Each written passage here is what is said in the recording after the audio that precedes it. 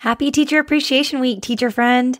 Hopefully you are being celebrated at your school this week. It may have been last week, every school kind of does it different, but I always like to appreciate the teachers in my life, and that includes you all the time, but especially at the beginning of May. I just want you to know you are doing so much for students. You are truly changing lives, even if it may not feel that way in your day-to-day time with your students. I know you are making long-term impact, and this episode is a testament to that. So we'll get to that in a second, but I just genuinely hope you get showered with all of the appreciation you deserve this week. So in honor of you and in honor of Teacher Appreciation, I really want to dedicate this episode to some of my personal favorite teachers that I've ever had and or worked alongside. So some of these teachers I'm going to talk about in this episode are ones that I had as a student. Others are coworkers that I taught alongside within the same science department. And all four of these people I'm going to highlight, I've learned so much from. And there's so many more than these four, but I don't want to gab too long to you. But I really just want to share these four things, one from each teacher, that I learned from some of these favorite teachers of mine, because they really changed how I approached my classroom, how I ran it, how I interacted with students, and really just how I taught in general. So that's what we're going to do. 4 things I've learned from other teachers that totally changed how I taught. So let's dive in. This is Secondary Science Simplified, a podcast for secondary science teachers who want to engage their students and simplify their lives. I'm Rebecca Joyner from It's Not Rocket Science. As a high school science teacher turned curriculum writer, I am passionate about helping other science teachers love their jobs, serve their students, and do it all in only 40 hours a week. Are you ready to rock the time you spend in your classroom and actually have a life outside of it? You are in the right place, teacher friend. Let's get to today's episode.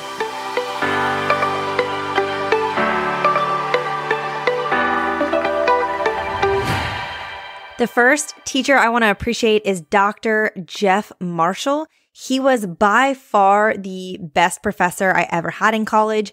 Not only that, he actually ended up being my advisor during my curriculum and instruction graduate program. So I was able to sit under his teaching for several years, and for that, I'm forever grateful. And one thing I learned from Dr. Jeff Marshall is to use every minute of class, okay?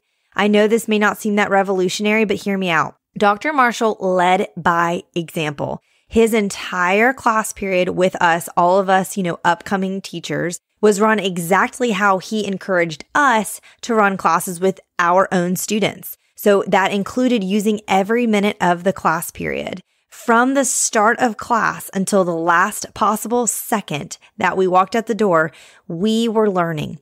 Everything he did with us was with intention.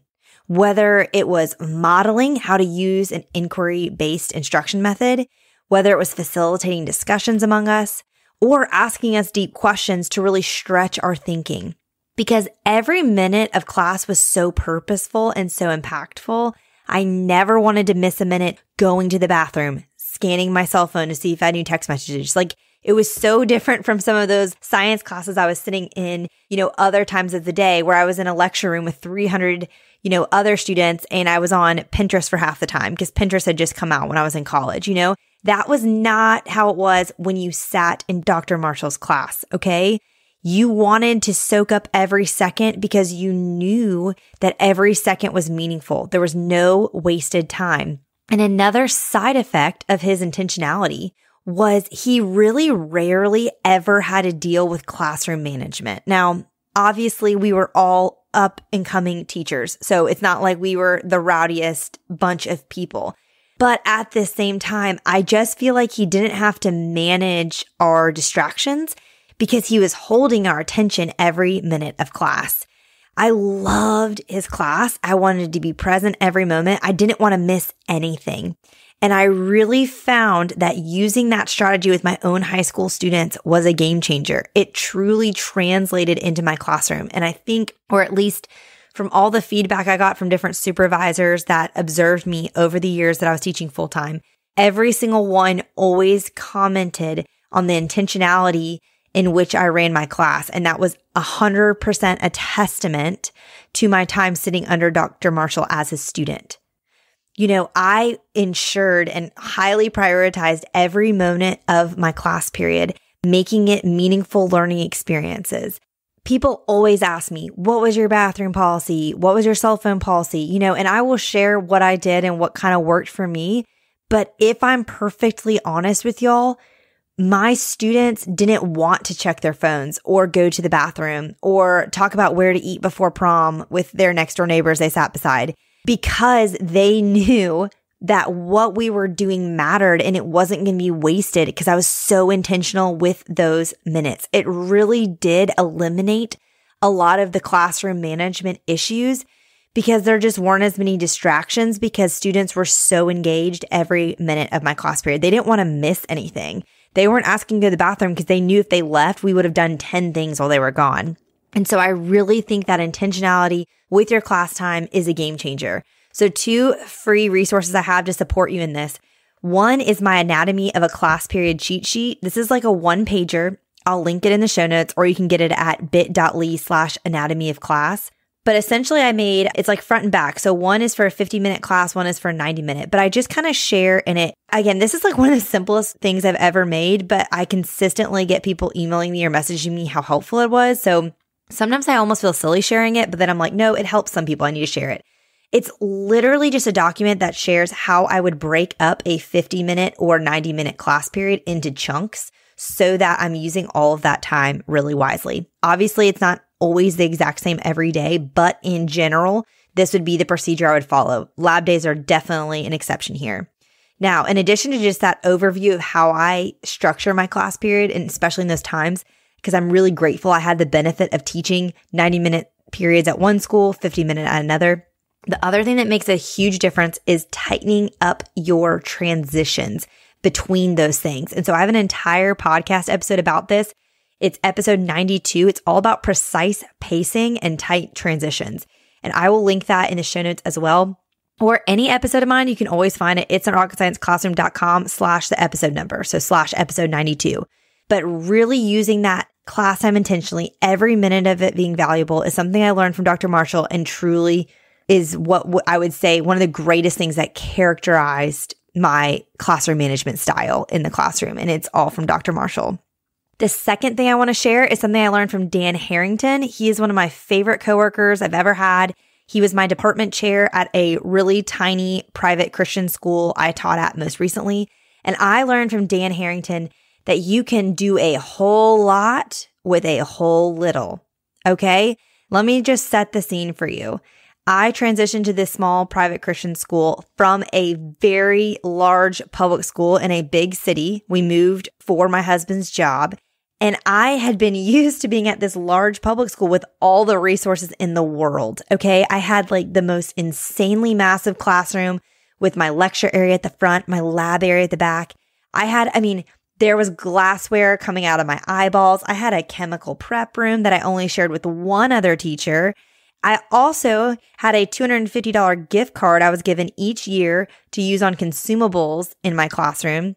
I don't really think I knew how good I had it until I moved schools and had like literally nothing. And praise the Lord for Dan Harrington, because he really showed me, like I said, you can do so much with so little. And here's really why I will say that. The lack of resources forced me to be so creative. I'm not exaggerating, y'all. I don't think it's not rocket science resources would exist if I hadn't been put in this situation, if I hadn't had Dan Harrington to really encourage me to like not be depressed about the situation. Okay. So I think I've talked about this 100 times on this podcast, but when I moved to this school, my first few years there, I was in an old computer lab that they converted to be my classroom. So I had no running water, no safety equipment. I had to beg to get lab tables instead of desks, and those were slowly transitioned throughout my first year there until I had some for each pair of students. But it was really hard. And so all of these resources and materials I had, gathered my first couple of years in the classroom from the other 4 people in the biology department at my last really big school. I brought them here and I couldn't use them. Like I didn't have the space, I didn't have the resources, I didn't have the money to buy the consumables, like the chemicals and all those things I needed for them. And so I was like, wow, I'm like having to come up from scratch here. But honestly, again, that was like the impetus of It's Not Rocket Science, because I was having to make brand new things that I could use in this non-lab space and that I could purchase all the resources myself, like from Walmart or the grocery store or Amazon even. And so it really pushed me to come up with some of my best ideas, like because of it. You know, two of my favorites, some of the first two things I ever created were the sweet tea reaction rate lab, and I'll link it in the show notes. I use this with my physical science students, and then I kind of tweaked it and made a slightly different version of it with coffee that I use in the chemistry curriculum because I just love this resource so much and it was so effective. But basically, I was making sweet tea and using all these things in the house, and I set up the lab as stations because I couldn't even have enough lab materials for every group to have their own. And students learned so clearly about kinetics from this little simulation. Like, I didn't have any chemicals. It was totally kitchen chemistry, but it worked. And that's how the enzyme lab simulation that I did for my biology class came up too. Like, it was so much better than any, wet lab I'd ever done for enzymes before. And my students understood it so much better. And that's because I was forced to think outside the box. And Mr. Harrington modeled that for me. Like, he was the resident chemistry teacher in the department. When I was hired, I became the sole biology person, and I was doing physical science too. And like, he just gave me so much encouragement. And that's really what I needed. It's not like he gave me a bunch of resources I could use. He didn't at all. But just his presence, seeing him do this and model this in his own classroom was a game changer. And I'm so grateful for him, and I appreciate him so much. The third person I want to highlight and what I learned from them is Jamie Whitlock, or I should say Dr. Jamie Whitlock, because she now has her doctorate. You may be familiar with her name if you've listened to the podcast from the beginning. She's one of the very first people I interviewed on the podcast back in episode 19, which I'll link in the show notes. But I really learned from Jamie how to prioritize students and parents, okay? Like, I know everyone says this, but I just feel like a lot of people don't actually do it. And I'm not going to lie. She was a coworker alongside me my first 2 years I was teaching. She was only a year ahead of me in her teaching career because she came to teaching as a second career. But you would never have believed that she was only 1 year ahead of me. Like, she had so much wisdom, so much experience. And I just have never seen another teacher like her model that prioritization of students and parents. I don't know if it was because she was coming to teaching as a second career and she had young children, so she had kind of like that kind of perspective that was so different from mine walking into this, or if honestly it's just like an innate gift she has and part of her personality, but she really cared for her students as a whole person. And I feel like that level of care then extended to also caring for their parents and guardians. I don't know about you and like why you got into teaching high school or middle school if you're a middle school teacher listening, but like, personally, I love high schoolers. I love that age. A huge part of why I wanted to be a high school science teacher was because of loving teenagers and just where they're at and, how moldable they are and just how much they have ahead of them and how much you can still really impact their life, but still like talk to them like an adult. I love them. But I'm going to be honest, I don't love parents. I never have loved talking to parents. And my perspective on this has really changed since becoming a parent. It's so different, but that's not how it was when I was first teaching those first couple of years. I was not a parent. I didn't have that empathy for other parents. And so I just didn't enjoy interacting with them at all. And like, honestly, I tried to avoid interacting with them at all costs for several years.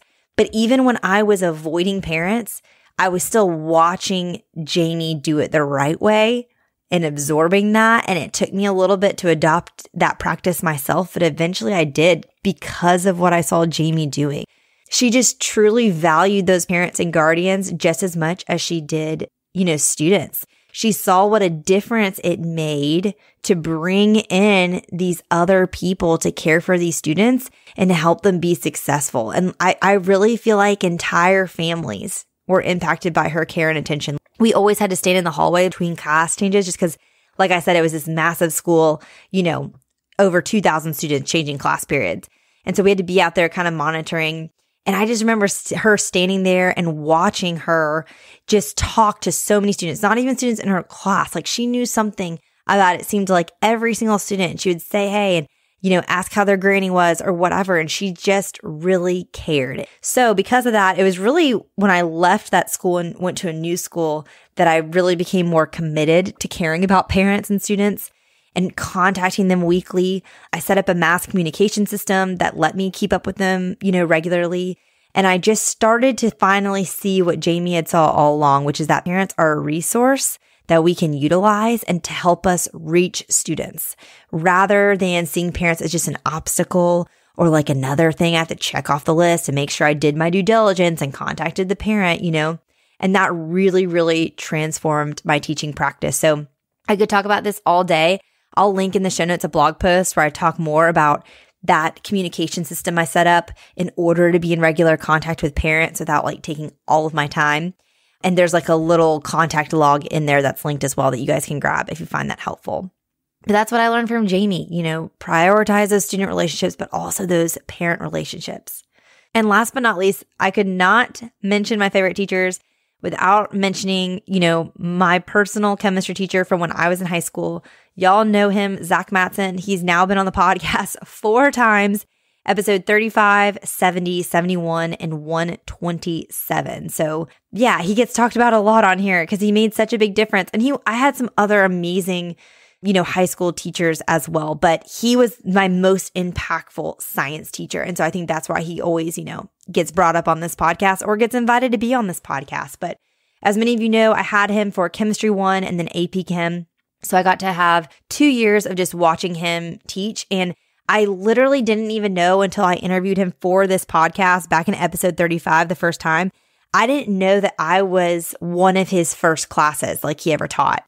He was my teacher his maybe 4th or 5th year teaching overall, but I know I was his 3rd AP class he ever had. So like still very much in the early days. And y'all, I never would have known if he hadn't told me that. If you've listened to his episodes, like he has such a dry sense of humor. And I loved that. And I just loved being in his classroom and also his ability just to like stay calm no matter what. We had some rowdy kids in our class. Even if we're panicking during some sort of lab involving Bunsen burners or completely jacking up a titration, I just felt like he had such an ability to stay externally calm. He would say he was probably internally panicking, but like I didn't pick up on that at all. I just remember thinking, I wasn't scared to fail in front of him. I think that's like the best way I can think of it. And I think especially when it came to labs, and that's like, if I had to sum all of this up in one thing, I don't know, I can't even think of a precise way to say it, but like just the way that he managed lab days, especially, I just really respect. And I feel like I got so much from him, especially once I became a teacher and saw how stressful like lab days can actually be. Like, you want your lab days to be fun for students, but they can become not fun for you. Like I used to actually dread lab days just because of the preparation and just how out of control it could get so quickly. It just felt like so much to manage. And I'll never forget, I was home for the holidays one year and I went to visit him at my old high school. And I asked him how he stayed so calm in like the craziness of lab days. And he said, Deary, which is my maiden name, he said, the lab isn't about getting it right and getting perfect data. It's about learning. You learn just as much from messing up as you do from getting it right. And I think one of the reasons I was always so stressed with my students on lab days was because I didn't want the lab to flop. And obviously I didn't want anyone to get hurt. And I felt like though if the lab flopped, then we wouldn't have good data and we couldn't learn anything from it. And then I did all of this preparation for no reason because we got bad data. And I just think that conversation with Mr. Matson really changed things for me. I was like, he was so calm because he wasn't worried about us getting good data. He knew that some of us were going to jack up the titration. Like there's so much to learn from the lab, even if you get terrible data and it's a flop. And I just feel like that took so much pressure off. And then labs became more fun for me because I could actually really be present with my students in the day and not be like disappointed by them if they mess something up. And then in turn, I feel like it took the pressure off of them as well because, I wasn't stressed out the whole time, like running around like a chicken with my head cut off. Matson really taught me like, keep your level head. Someone told me once in parenting, be the calmest person in the room. That is like the most important thing on lab day. It's like, be the calmest person in the room. If you are like high stress, that's going to rub off on your students. And especially those honor students that really already can be, some of them can be, pretty anxiety prone and tightly wound. They're going to be so stressed out. They're going to be so worried about getting the right answers. I'm putting quotation marks in the air right now, that they're going to be asking you 1,000 questions. And you just want them to feel free to try and do it themselves and explore. And I just think, I don't know, I wish I had come up with a better way to summarize how I feel about this point, but just lab day culture, or maybe as our Gen Z students would say, lab day vibes. I don't know. I just think that is what I learned from Mr. Matson as a student being under him, and then as a teacher way behind him in my career, but coming back and talking to him, it's totally okay to mess up. You're never going to get perfect data. That's what working in a lab is getting trash data and learning from it. And if your kids learn how to write great error analyses, then that is awesome. And I have so much more I could say about lab days and making them, more stress-free. I actually have an episode 74 is my number one way to simplify future lab days. So that is 100% worth giving a listen. And then also in 2 weeks, we're going to do a 2-part episode of just kind of auditing and reflecting on our year. And we're going to look at your instructional resources and specifically your labs and audit them. I have a lab audit doc that is free that I'll share with you again. I shared it last year, but I'll share it again. And it is such a game changer, especially this time of year, just planning for next year. And then also, I just want to encourage you to, I get the most questions all the time about lab days. And so I know I just shared a tidbit of wisdom here, but there's a lot more coming for you on lab days. My goal this summer is to really create some virtual mini PD courses for you that will give you a lot of support in simplifying your lab days and so many other things. So if you've been around here for a couple of years, you know that before this podcast, Secondary Science Simplified, I had written the Secondary Science Simplified professional development course. I ran it for 2 summers with 2 different cohorts of, around 130-ish students both summers, and absolutely loved doing it. I took last summer off because I was writing the chemistry curriculum and was just trying to get, the first semester written by the time y'all started school in August. So it was slammed and I didn't do it last summer. And I want to make the content in that PD course more accessible for y'all. Obviously, I do a ton on this podcast, but the actual course is much more structured. There's a lot more support documents and things like that. And so my plan for this summer is to hopefully get out some mini courses for you that will be at a more affordable price point, and you can buy more a la carte. If you just want the lab stuff, if you just want the grading course, if you just want the assessments course, if you just want the classroom management course, those will hopefully be available to you at some point this summer. So stay tuned for that. So those are the 4 things I learned from 4 of the teachers that I appreciate the most in my life. I learned to use every minute of class from Dr. Marshall. I learned I can do a whole lot with a whole little from Dan Harrington. I learned how to prioritize students and parent relationships from Jamie Whitlock. And I just learned so much about labs and simplifying them and making them more stress-free from my chemistry teacher, Zach Matson. So I hope these tips help you. And I would love it if you haven't left a review for the podcast yet, if you could leave a rating and a review. You can click 5 stars and then also click write a review and submit it. That would mean so much, especially if you have another teacher that you've learned so much from. I hope that would encourage you to maybe leave some encouragement for me and other teachers who may want to listen to this podcast. And I mentioned a lot of other episodes and other links and a couple freebies and resources and things like that. So if you want to find them and a really clickable, easy way to access them, you can head to the show notes at itsnotrocketscienceclassroom.com/episode 129, and you can get all of those. All right, teacher friends, that wraps up today's episode. If you're looking for an easy way to start simplifying your life as a secondary science teacher, head to itsnotrocketscienceclassroom.com/challenge to grab your classroom reset challenge. And guess what? It's totally free. Thanks so much for tuning in, and I'll see you here next week. Until then, I'll be rooting for you, teacher friend.